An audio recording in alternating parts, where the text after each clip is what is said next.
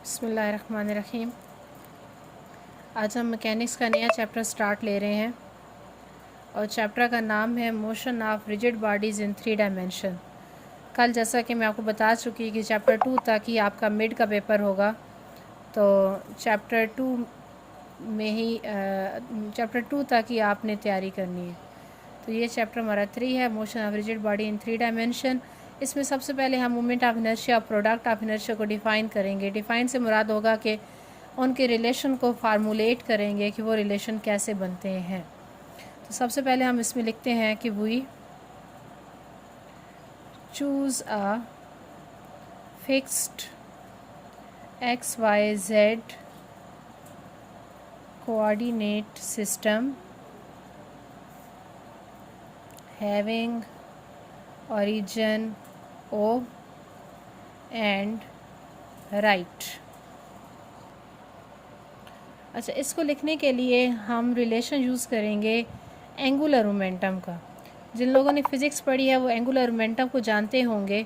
Angular momentum होता है कि जब बॉडी सर्कुलर पाथ में मूव कर रही होती है उस टाइम जो उसका मोमेंटम होता है उसे हम कहते हैं angular momentum.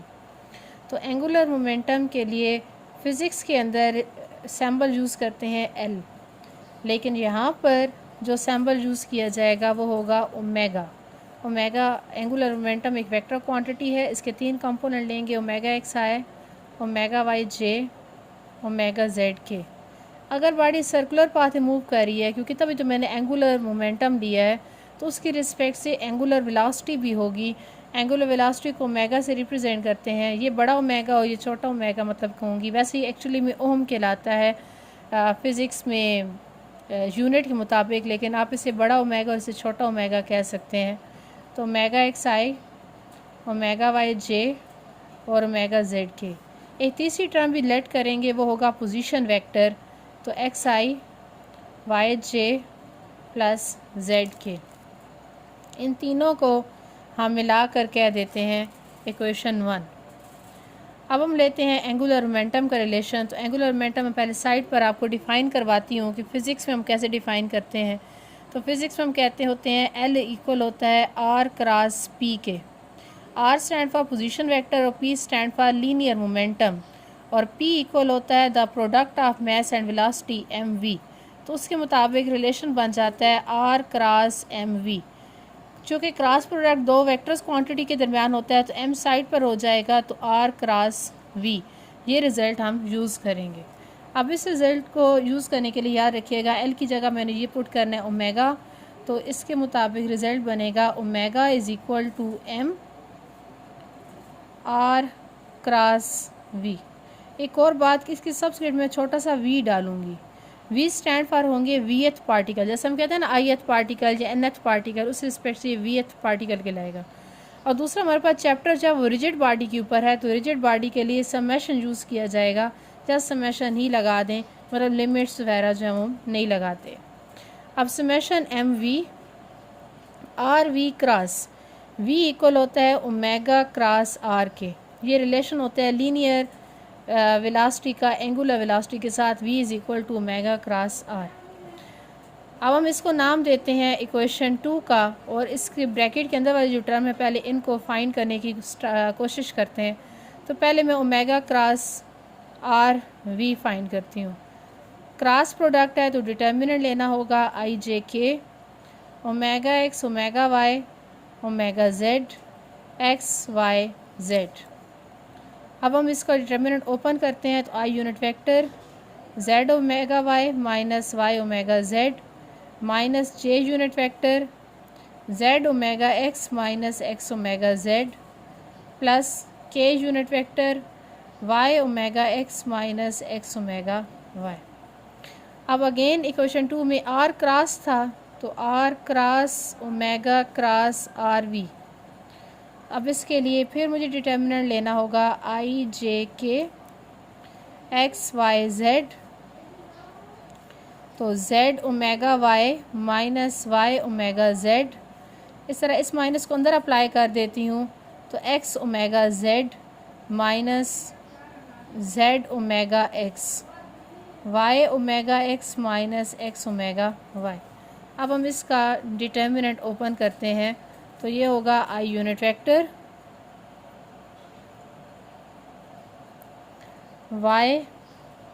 Y omega x minus x omega Y minus Z X omega Z minus Z omega x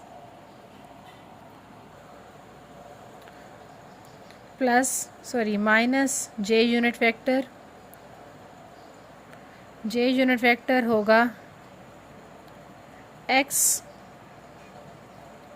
Y omega x minus x omega Y minus Z omega Y minus Y omega Z plus K unit vector X into X omega Z minus Z omega x minus Y Z omega Y minus Y omega Z. ये हमारे पास relation बन गया। अब मैं इसको multiply करती हूँ, तो I unit vector Y square omega x minus Y x omega Y और minus x Z omega Z और माइनस माइनस प्लस कर देती हूँ Z square omega x minus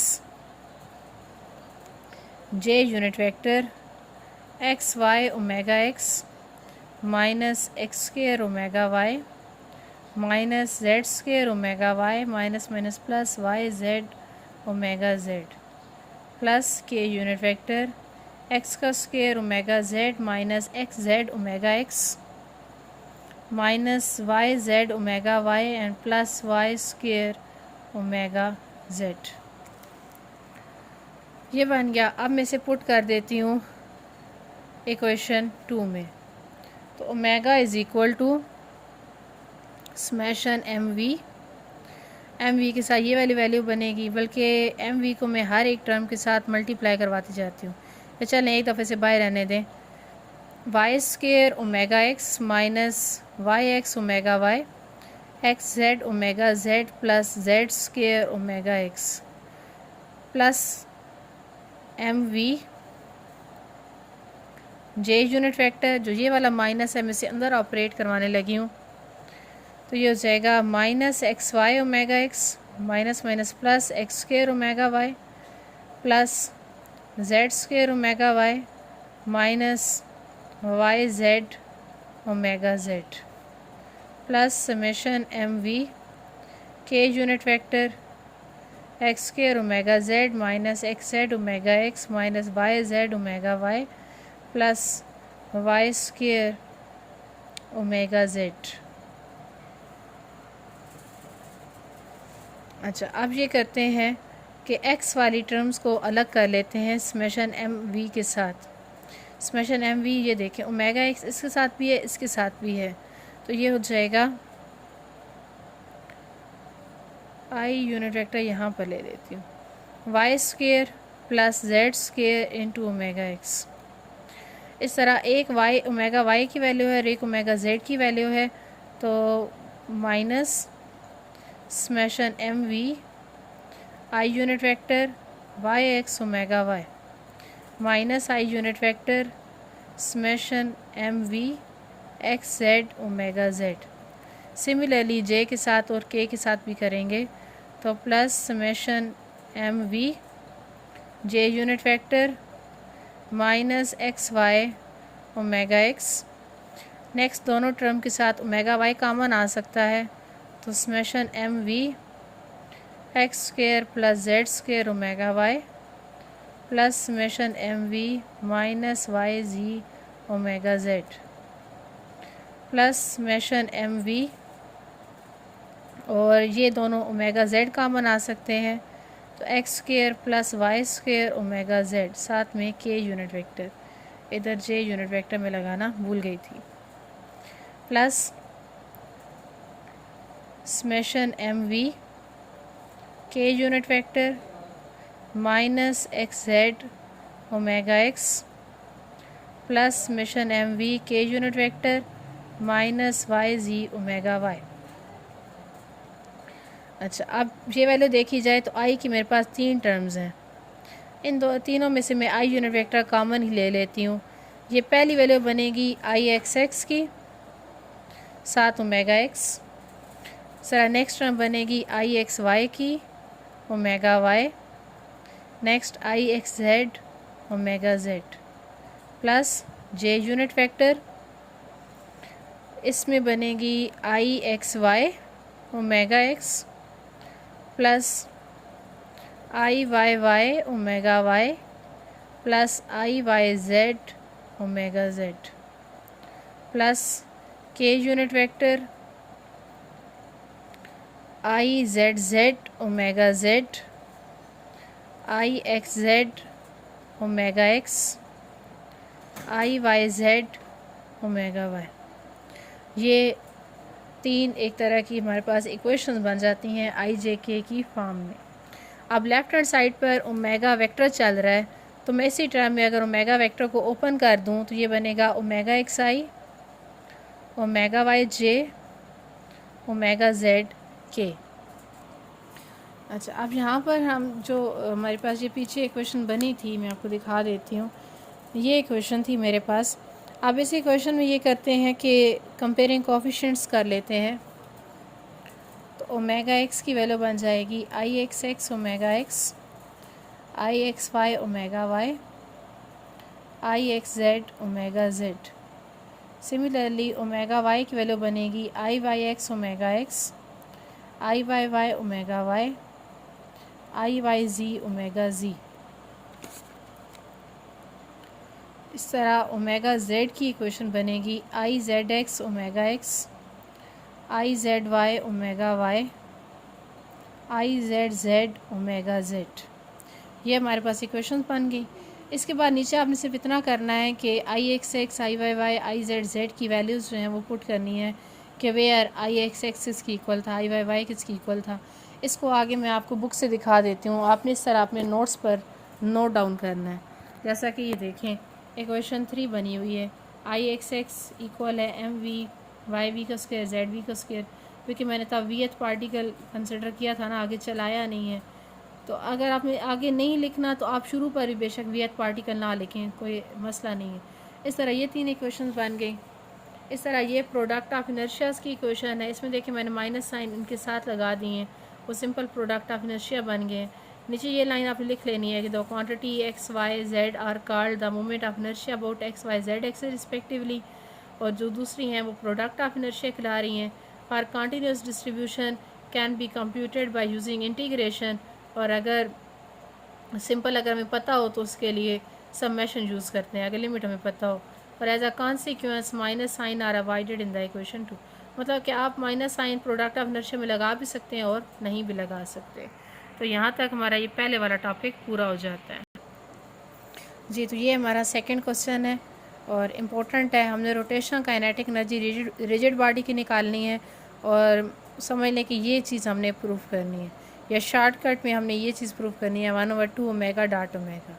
उसके लिए हमने एक ये रिजिड बॉडी ली है जिस पर ये एक पी पॉइंट मेंशन की है और इस डायरेक्शन में बॉडी जो है सर्कुलर पाथ में रोटेट कर रही होगी और ये उसका पोजीशन वेक्टर जो है वो हमारे पास आर होगा। थ्योरी मैंने लिख दी है, यहीं से आप नोट डाउन कर लीजिएगा।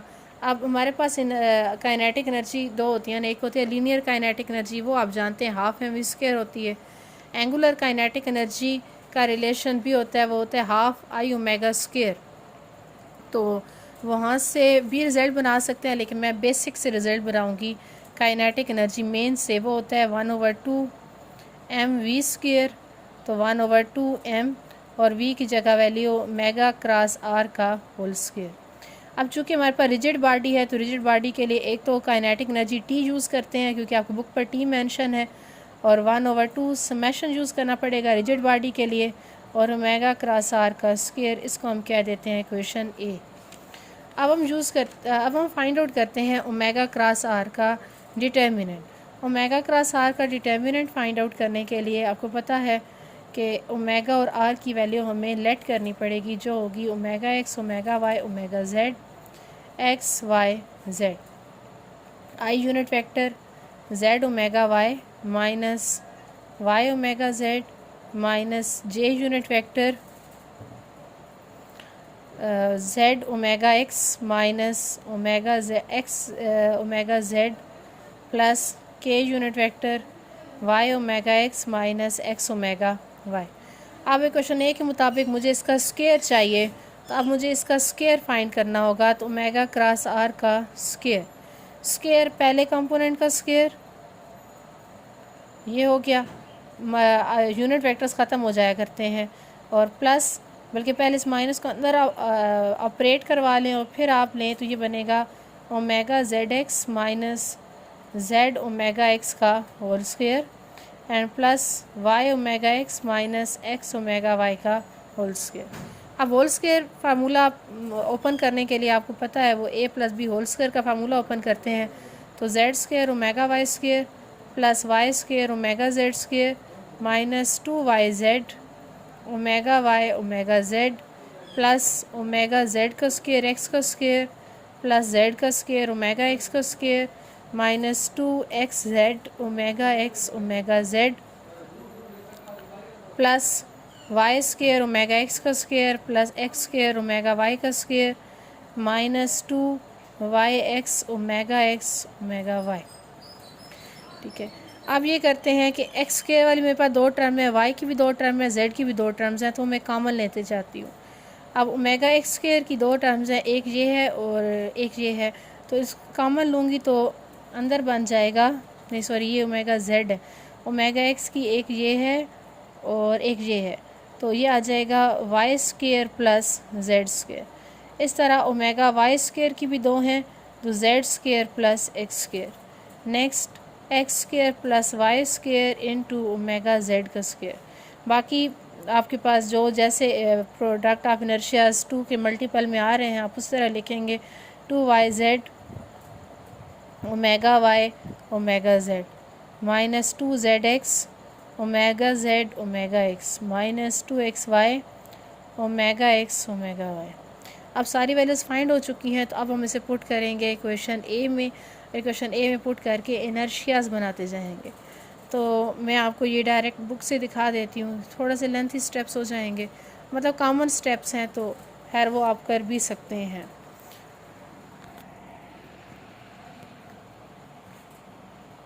ये देखें यहाँ तक मैंने क्वेश्चन आपको सॉल्व किया है। अब जो वैल्यूज़ आई हैं उनको मैंने इक्वेशन में पुट किया, इक्वेशन ए में, और समेशन एम को अप्लाई किए। समेशन एम एक्स पर पहली टर्म पर भी दूसरी टर्म पर भी, मतलब हर एक टर्म पर समेशन एम अप्लाई हुआ। अब जो पहली टर्म है वो product of inertia along x axis, दूसरी अलॉन्ग वाई एक्सिस, तीसरी अलॉन्ग जेड एक्सिस, और बाकी प्रोडक्ट ऑफ इनर्शियाज बनती गई। और नीचे जस्ट आपने लेबल कर देना है कि हमने आई एक्स एक्स की क्या वैल्यू ली है, आई वाई वाई की, आई जेड जेड की, और प्रोडक्ट ऑफ इनर्शियाज हमने क्या ली है।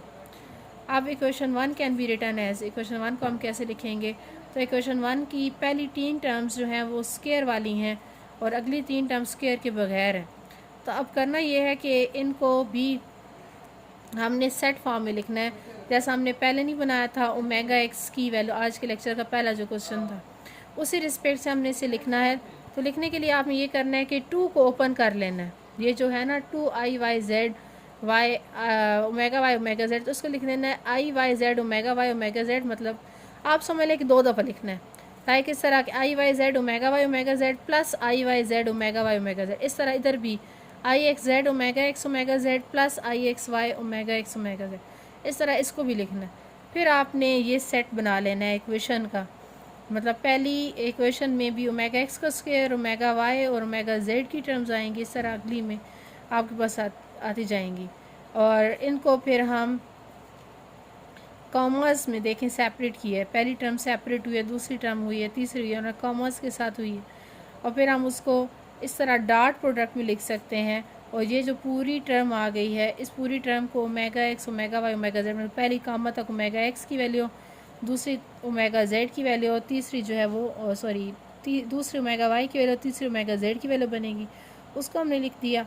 और डॉट प्रोडक्ट में है तो हम इसको ये लिख सकते हैं ना ओमेगा का वेक्टर, क्योंकि हमेशा जब कॉमास होते हैं तो उनको ओपन करके हम यूनिट वेक्टर लगा कर वेक्टर बना सकते हैं। तो इसी तरह कॉमर्स लगे हुए तो आपसे ओमेगा वेक्टर और दूसरे को आप एंगुलर मोमेंटम वेक्टर कह सकते हैं। तो यहाँ तक हमारा क्वेश्चन जब प्रूफ हो जाता है, तो ये थोड़ा सा काम आपने एडिशनली वीडियो से देखकर खुद जो है वो कर लेना है। कॉमन से स्टेप्स थे तो आप बार बार एक जैसे स्टेप्स लिखना भी मेरे लिए थोड़े से टफ हो रहे थे। मज़ीद कोई प्रॉब्लम हुई तो मुझसे डिस्कस कर लीजिएगा। आज के दिन हमारे 2 टॉपिक्स हुए और आज का लेक्चर यहीं तक था। तब तक के लिए अल्लाह हाफ़िज़।